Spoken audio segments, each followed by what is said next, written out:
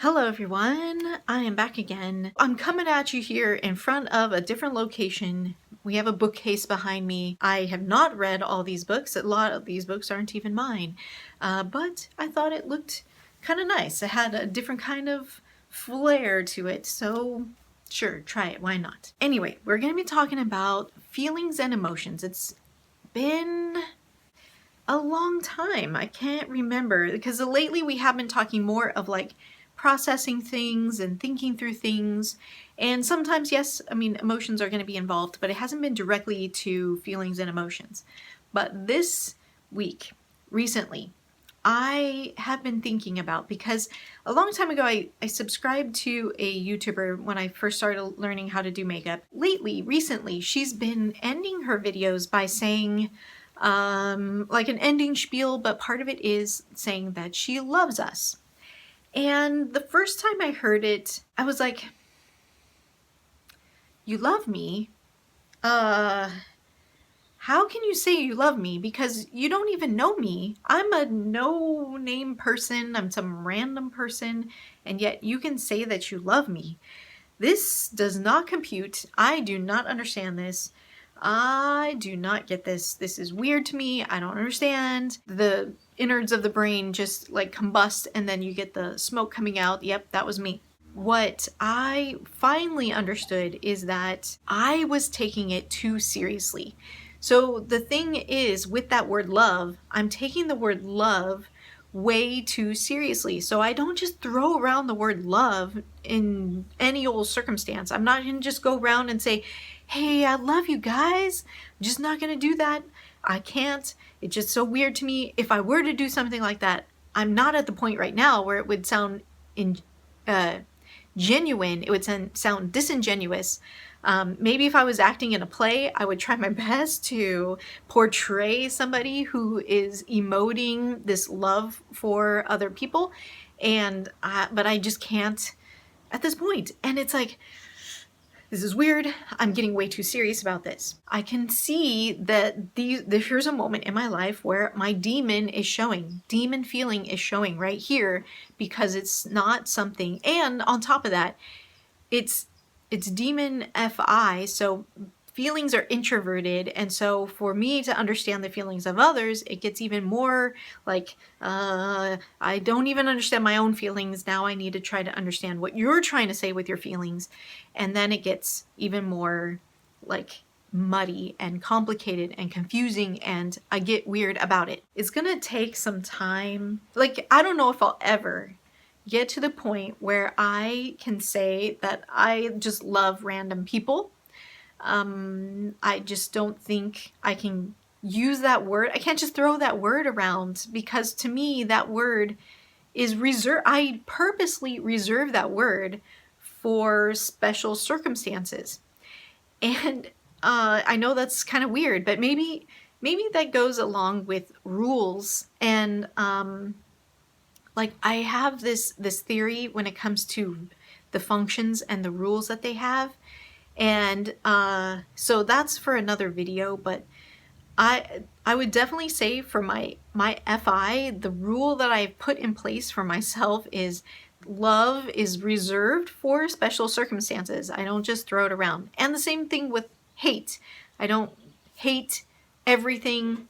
But again, there's people that do use these words and they throw them around and they are very casual about it. And I have to admit, I'm kind of envious about that, because it's like, I want to get to that point where I'm not taking every emotion so seriously. But then I do want to point out that there is some positives when it comes to taking emotions seriously, because then they become not, I don't know how to say it without, I don't want to offend anybody. You get more depth, let's say, when you are more serious about something, but then you also don't get the broadness. So because I'm so serious about the word love, then I am not going to be spreading this word love everywhere. And sometimes people need that. People need to feel that word to feel that word, even from a stranger, because she's essentially a stranger, and she's saying that to all these strangers. I mean, goodness gracious, there's at least 500,000 strangers. That's a lot. And yet she's comfortable enough to say these words and to say it out loud to people, and do so in not a weird way. Like, if I were to do that, I would definitely do that in a weird way. I kind of feel like I need to find a word that's more than like, but less than love, to use so that I can join in on the sharing of feelings and emotions, but maybe not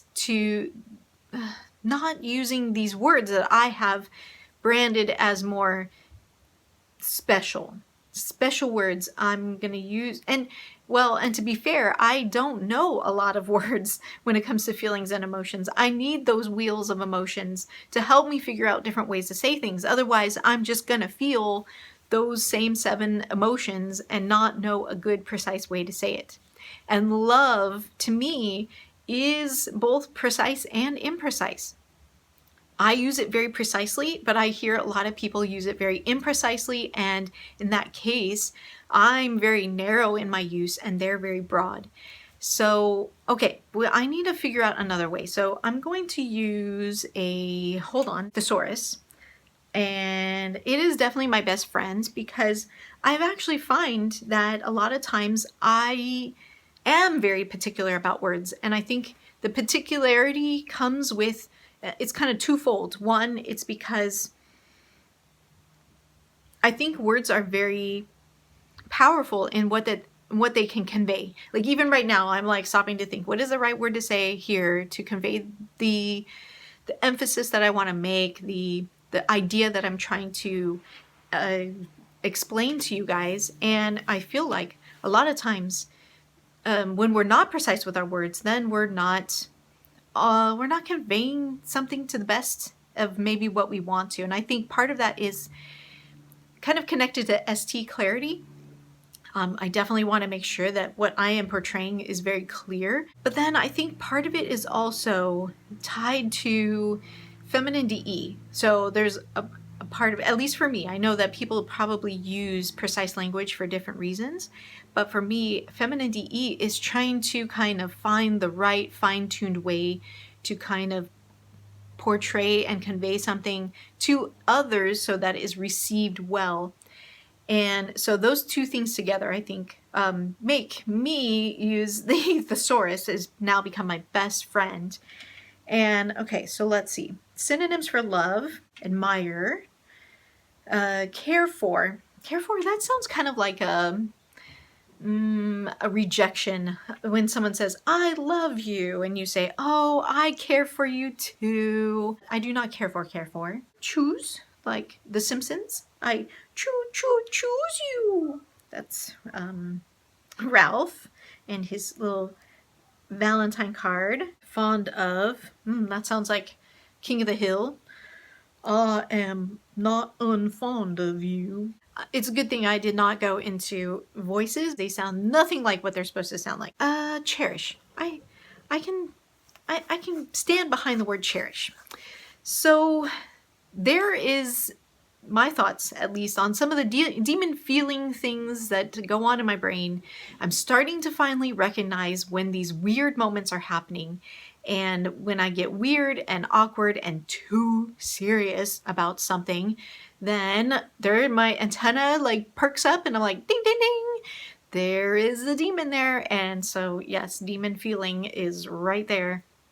And so I'm sorry, you won't be hearing me say love too often, because even right now, I'm saying the word love and it's like still awkward. I can't say love in a non-awkward way.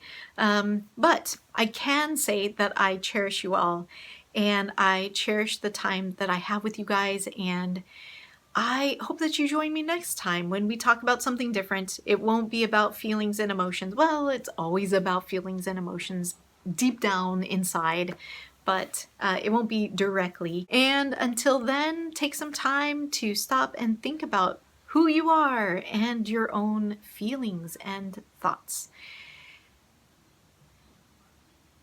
That's it. Bye.